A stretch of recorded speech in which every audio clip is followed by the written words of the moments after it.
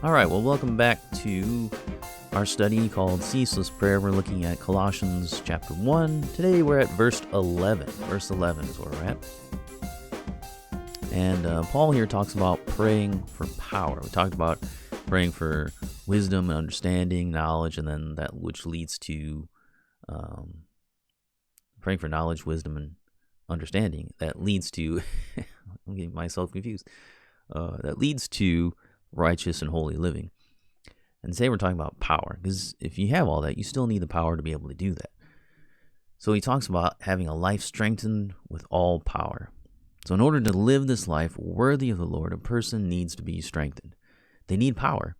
In the Greek manuscripts, the words strengthened and power are the same word.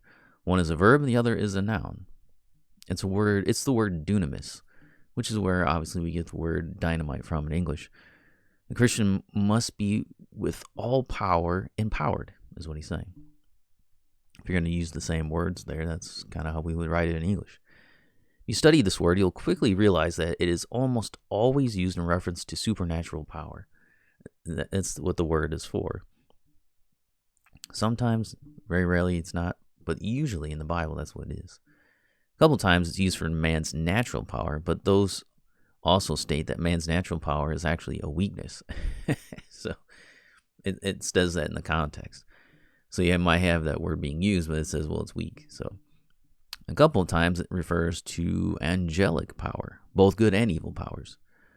But the majority refer to the supernatural power of God, especially when it talks about believers. This is how it is being used here. In order for one to live a worthy life, one must be empowered by the power of God. This is explicitly clear when Paul says, according to his glorious might. Might is the word kratos, which refers to exerted power or dominion. The power that a Christian is given by God to live a life worthy of the Lord is in accordance with his might, the dominion that God possesses. God is omnipotent. He's the Almighty. His dominion is an all-encompassing and an eternal dominion. So that is the power that has been given to all Christians to live the Christian life.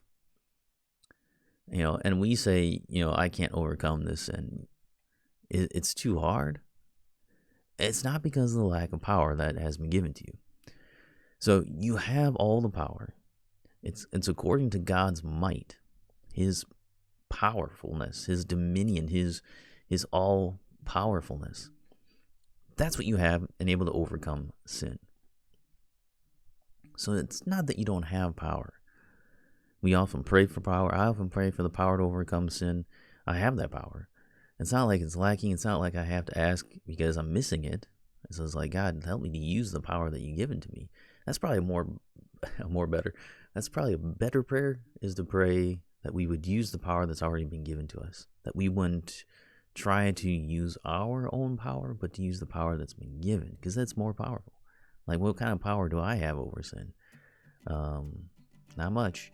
So, but I've been given the power that is according to the might of God. That's ultimate power. So, I have the ultimate power to overcome sin. So nothing should be holding me back. So it's not because of lack of anything that God has done. And so this power, this life, it's a life empowered for endurance and patience with joy. That's what it's empowered for. This worthy life is one that will be marked with suffering. Hence you have Paul talking about endurance and patience. Endurance is when you suffer but can do nothing to change the situation. You just endure it. We call this perseverance.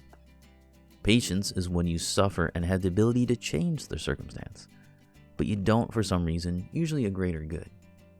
Both require the power of God working in us, especially if you have to endure and have patience with joy. The phrase with joy in the original text could be with the phrase or the following, with joy give thanks. The preferred reading is what we have here, though you might see it in other ways in different translations. But it makes sense that joy goes with endurance and patience. By the power of God, you can suffer and still have joy. Our perfect example is Jesus, who for the joy that was set before him endured the cross, Hebrews 12:2. So this mighty power of God Working in the Christian strengthens them so that they have knowledge of his will, spiritual wisdom, they have understanding. They walk in a worthy manner of the Lord. They please the Lord. They bear fruit in every good work and suffer with endurance and patience with joy. But that's not all, because all this leads to a Christian giving thanks, especially for the work of salvation in their lives. So that's where we'll leave off for today. We'll come back, we'll look at 12 through 14, where Paul's going to talk about praying with thanks. I mean, you got all this good stuff, you got to give thanks. So that's where we'll start next time.